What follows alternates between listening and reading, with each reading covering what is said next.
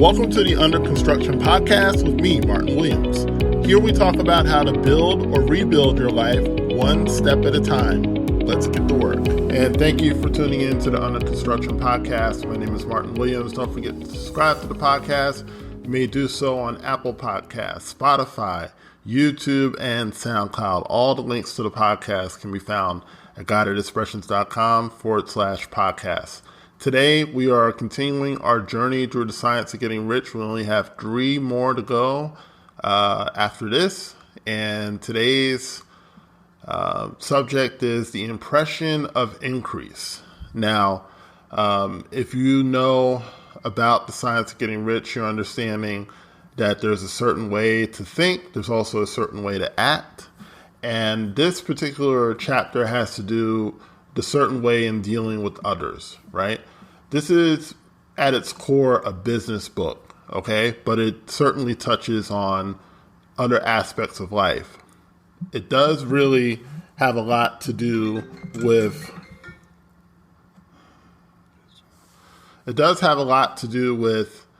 the way in which a person gets rich through business transactions and things of that nature, right? So it's important for us to understand that there's a science to it. I think a lot of people have a haphazard way in dealing with business and doing business and all of that. I think there's a lot of trial and error in any business, and certainly, if you're in business long enough, you can kind of figure things out, but you don't have to go through that process. Everything doesn't have to be trial and error. There is a science. And that's one of the reasons why I like this book, and it's one of the reasons why I decided to go into it and, do a podcast about it. So let's get into what Wattles talks about concerning the science of getting rich. The desire for increase is natural in every human being, okay? And anytime, you're thinking about buying something, whether it's a car or a house or, whatever the case may be, you're thinking of how this purchase is going to make your life better and make your life richer and make it better for your family as well. So whenever you purchase something, there's an understanding that, okay, this is going to make my life and my family's life richer, or else I'm not going to spend money on it, right? Most of us spend money either out of necessity or to make our lives better or richer in some form or fashion, okay? So that desire is in every person. It's natural. It's natural to want to increase your standing in the world. It's natural to want to live better than the way that you're living now. So Wattles talks about that as kind of a baseline for the way you should conduct business. When you go into business for yourself, or even as an employee, there should be the thought of increase behind every transaction. Everything that you do should have the thought of increase behind it, right? So if you are, let's say that you are a barber, right? That person, anyone who goes and gets a haircut from you, they should feel richer and better after having gotten the haircut, right? The best barbers that I've dealt with, and I've dealt with all kinds on both ends of the spectrum, the best barbers that I've dealt with have always been the ones who, they made you feel welcome. They made you feel like whatever money you were spending, it was well spent. There was one barber in particular that I would go to in Philadelphia, and he was an okay barber, but he always did this hot towel thing, right? So he would get a towel, he'd run hot water, right? And he would basically use the towel like after he was done with the haircut and, kind of edge you up and everything else. And, he was okay, and I didn't pay a lot to go to him. I think it was maybe $10, $15, something like that. But I always gave him a tip because, he went the extra mile.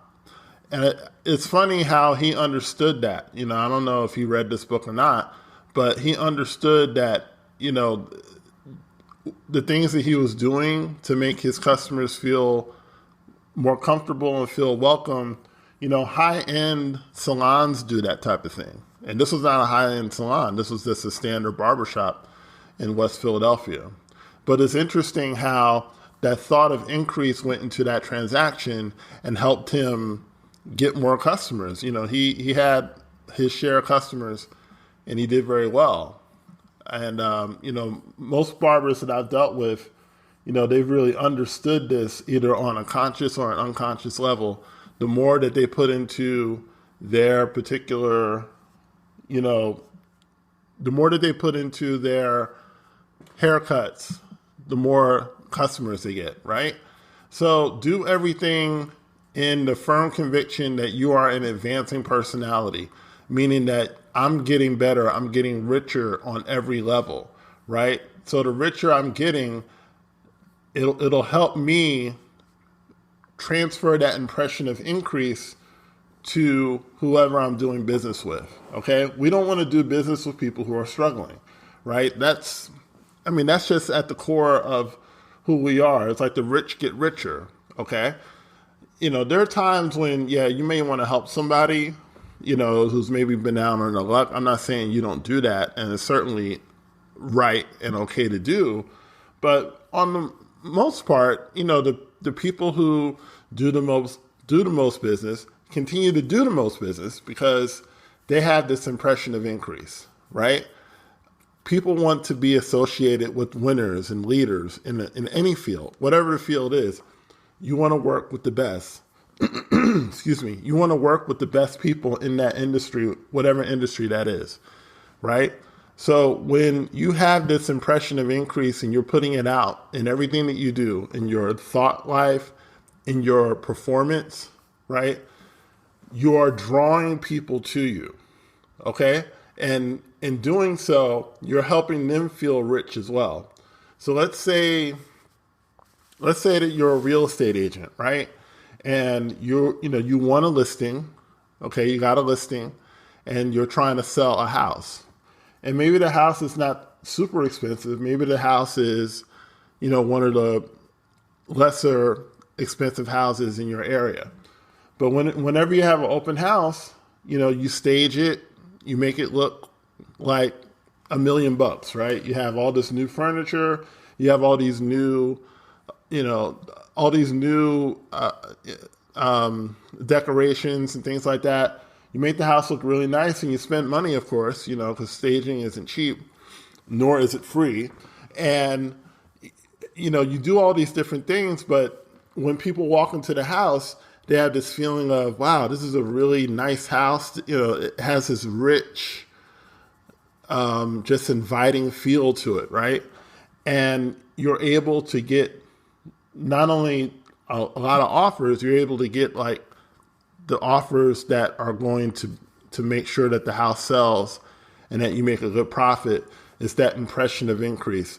It's so simple. It makes you wonder, why don't more people do it? Well, part of the reason is that most people don't realize it. They don't know about it. It's hard to do something that you don't really think about. But I think more so than that, I think it's also a case of people know, but they feel like, well, what's the use? But trust me, it does work. It's worked for centuries and it will continue to work. It's just how it is. The more increase that you give, the more people you draw to you. It's like a magnet, right? So as you increase other people, right? And you increase through thought mainly and through spirit, right? So you put that increase, like whatever you're doing, whether you're doing a podcast or you're doing, a digital product, you wanna act as if every customer is a millionaire, right?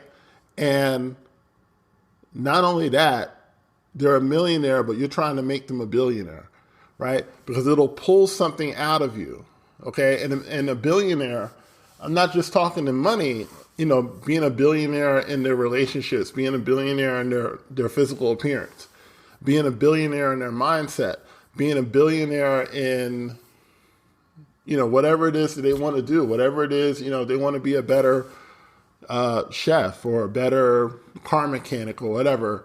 You're giving them that impression of increase. And believe me, when you do that, and you do that on a consistent basis, you get to a point where people are drawn to you and they want to be associated with you, whatever you're doing. They want to connect with you and they want to work with you. And you get to a point where you're no longer competing with people, but you're on a creative level that is far beyond the competitive level. And you're no longer, like I said, you're no longer trying to get business from people or take business from people. You've created your own lane and you've created your own sphere where it's only you, right? Because I'm telling you, no matter what industry you're in, if you adhere to these principles to the letter, you're going to be in a very small group of people because you just don't see this. You don't see people doing this and conducting business like this. You don't see this on a consistent basis. And so you basically put yourself in an arena where there is no competition and you don't have to compete. You don't have to compete with anyone because you've put yourself in a situation, you put yourself in a place where there's nobody that's really doing what you're doing. So that's really the whole gist of this. Whatever you're trying to do, no matter what field you're in, if you're trying to get a job, you want to give your employer the impression of increase. You want to give your employer the impression that whatever they're paying you is not enough and that they're getting a deal. And, if you ever give them the inkling that you're going to leave and do something else or go to another company, that, they will basically make whatever provisions in the budget so they can keep you on staff because that's the type of increase that you're giving to your employer. And when you start living like this on a consistent basis, I'm telling you, your life is going to change and you're going to draw wealth to you in ways that you never had before. So I want to thank you so much for listening to this podcast, The Impression of Increase. We got just a couple more to go and we'll be done with our journey through the science of getting rich. My name is Martin Williams. Thanks so much for tuning in and listening, and I will talk to you soon. Don't forget to subscribe to the Under Construction Podcast on Spotify, YouTube, Apple Podcasts, and SoundCloud. For more information on Guided Expressions courses and products, go to guidedexpressions.com/products.